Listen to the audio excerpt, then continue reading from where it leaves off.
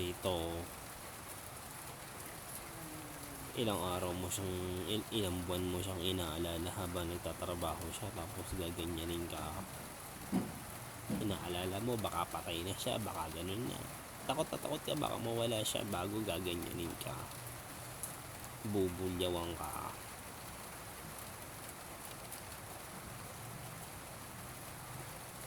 Klaseng buhay ito, lahat na ng ano sa'yo, wala naman ang ginagawang masama tapos gaganituhin ako. Alam niyo yun?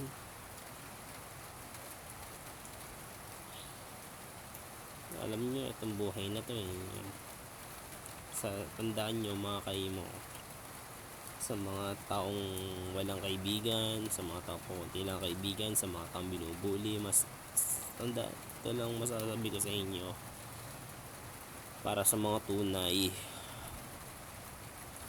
tandaan nyo, kailangan pwedeng umangat, magpakahirap kayo, magtapos kayo ng pag-aaral, lahat bilhin nyo magpayaman kayo. Magbabae ang habulin nyo, pera ang habulin ninyo. Pera ang habulin ninyo, wag ang babae. Tandaan ninyo, magpayaman kayo. Ito mensahe ko para sa mga taong inaapi. Magpayaman kayo, magtapos kayo ng pag-aaral, maghanap kayo ng trabaho, mag-ipon kayo, magpayaman kayo. Dapat mamamatay kayong mayaman. Dahil tayo, sa mga katulad ko, hindi tayo susuko sa laban. Tandaan nyo yan. Basta't mahirap, mamamatay na mahirap. Mayaman, mamatay na mayaman. Kaya ang Pilipinas hindi umaasenso dahil sa mga katulad nila no, hindi tayo susuko. Pera ang habol. Hindi tayo titigil sa karera. Digmaan, karera muna bago digmaan. Tandaan nyo yan.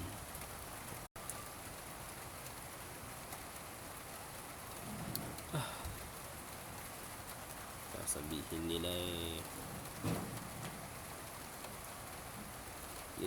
ganito.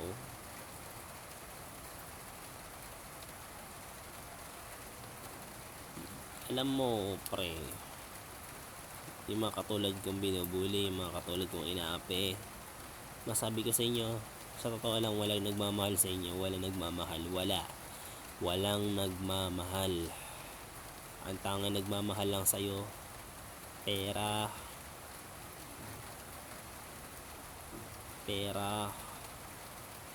sa sarili mo. Baril ang nagmamahal sa sarili mo. Kaya ako sabi, hindi porke ko. Oo nga, minamahal ka ng baril pero wala kang baril. Kaya ka walang baril at pera. Kasi masabi ko lang, wala pa sa'yo yun. Yun mo muna, magtapos ka. Dahil yung mga nambubuli sa'yo, hindi nagtatapos, maagang nag-aasawa.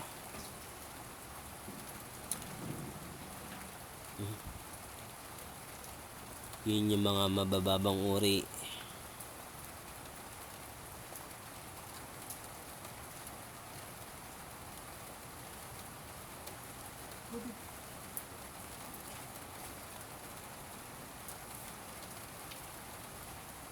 Kita mo,